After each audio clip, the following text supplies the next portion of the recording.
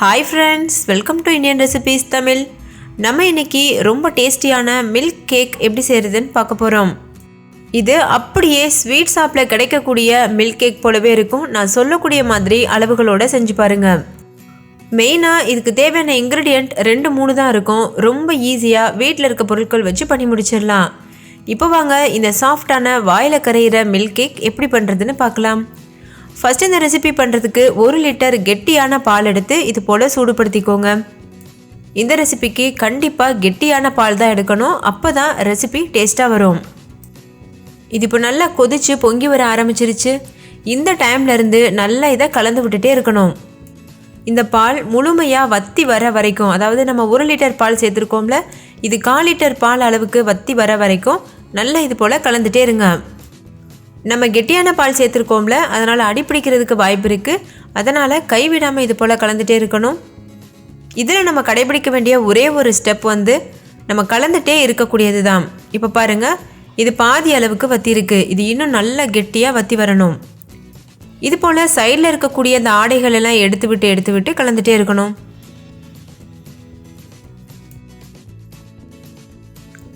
இந்த மாதிரி கலக்கும்போது மீடியம் ஃப்ளேமில் வச்சுக்கோங்க. இடையிடையில் லோ ஃப்ளேம்லையும் ஹை ஃப்ளேம்லையும் மாற்றி கலந்துக்கிறலாம். பொங்கி வர மாதிரி இருந்ததுன்னா லோ ஃப்ளேமில் வச்சிடணும். அதுக்கப்புறம் நம்ம கலந்துட்டு இருக்கும்போது மீடியம் ஃப்ளேமில் வச்சுக்கிறலாம். இப்போது இன்னும் கொஞ்சம் வத்திருச்சு. இப்போ பாருங்கள், நல்லாவே வத்திருச்சு.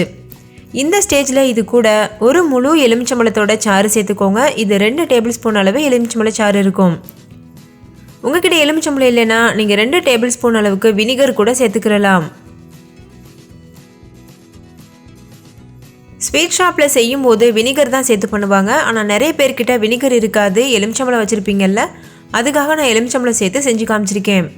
பாருங்கள், இந்த மாதிரி லேசாக திரியாக வர ஆரம்பிக்கும். நம்ம எலுமிச்சம்பழம் சேர்த்ததுனால இந்த மாதிரி திரியாக வரும். இந்த ஸ்டேஜ் வந்ததும் ஹை ஃப்ளேமில் வச்சுட்டு நல்லா கைவிடாமல் கலந்துட்டே இருங்க. முடிஞ்ச அளவுக்கு நான்ஸ்டிக் பாத்திரம் இல்லைன்னா இரும்பு பாத்திரத்தில் செய்ய பாருங்கள். அப்போ உங்களுக்கு ஈஸியாக இருக்கும், அடிப்பிடிக்காமல் இருக்கும். அலுமினியம் பாத்திரத்தில் செஞ்சோன்னா ரொம்ப அடிப்பிடிக்கிற மாதிரி இருக்கும். இப்போ இந்த மாதிரி திரியாக வர ஆரம்பிச்சிருச்சுல, இந்த டைமில் நல்லா அழுத்தி விட்டு நம்ம இது போல் கலந்துகிட்டே இருக்கணும். பாருங்கள், இந்த மாதிரி அமுத்தி நீங்கள் கலந்துட்டு இருந்தீங்கன்னா அந்த திரியாக இருக்கிறது ரப்பர் மாதிரி ஆகாமல் நல்லா சாஃப்டாக இருக்கும்.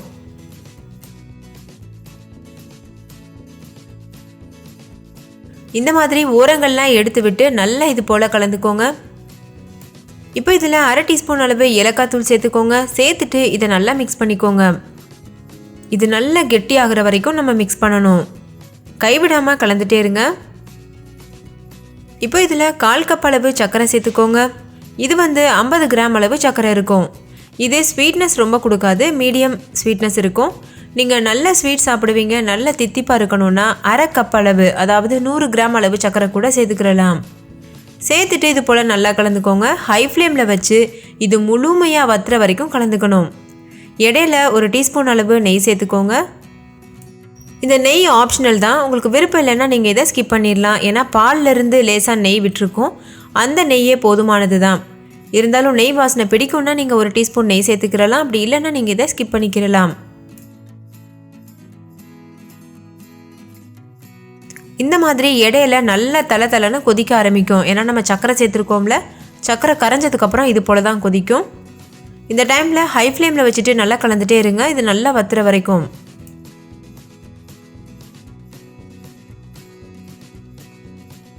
இப்போ பார்த்தீங்கன்னா தெரியும், இது நல்லா வத்திருச்சு.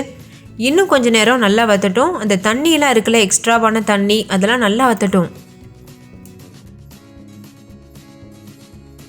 இப்போ பாருங்கள், தண்ணியெல்லாம் முழுமையாக வத்திருச்சு. இது கரெக்டான கன்சிஸ்டன்சி. இந்த டைமில் நம்ம ஸ்டவ் ஆஃப் பண்ணிடணும். ஸ்டவ் ஆஃப் பண்ணிவிட்டு நெய் தடவின பாத்திரத்தில் இதை மாற்றி வச்சுருங்க. இந்த மாதிரி ஒரு ட்ரே எடுத்துகிட்டு அதில் 1 டீஸ்பூன் அளவு நெய் சேர்த்துட்டு இது போல் தடவிக்கணும். இந்த வேலையை நம்ம ஆரம்பத்திலேயே செஞ்சு இந்த ட்ரேயை தனியாக வச்சுட்டோன்னா நம்மளுக்கு ரொம்ப ரொம்ப நல்லது. ஏன்னா ஸ்டவ் ஆஃப் பண்ணதும் அந்த மிக்சரை இதில் சேர்க்கணும், அதுக்காக. இப்போ பாருங்கள், இந்த நெய் தடவின பாத்திரத்தில் நான் செஞ்சு வச்சுருக்கிற அந்த பால் கேக்கை சேர்க்குறேன். இதை சேர்த்துட்டு நல்லா ஒரு தடவை அமுத்தி விட்டுக்கோங்க, அதாவது லெவல் படுத்திக்கோங்க. இந்த மாதிரி ஒரு ஸ்பேச்சுலா வச்சுட்டு நீங்கள் நல்லா லெவல் படுத்திக்கிறலாம். அப்படி இல்லைனா சில்வர் கரண்டியாக இருந்ததுன்னா அதில் கொஞ்சம் போல் நெய் தடவிட்டு நீங்கள் லெவல் படுத்துங்க. இல்லைனா அதில் ஒட்டுறதுக்கு வாய்ப்பு இருக்குது. அதுக்காக நல்லா அமுத்தி விட்டுக்கோங்க. அப்போ தான் நம்ம ஆறுனதுக்கு அப்புறம் கட் பண்ணும்போது அது உடஞ்சி போகாமல் இருக்கும்.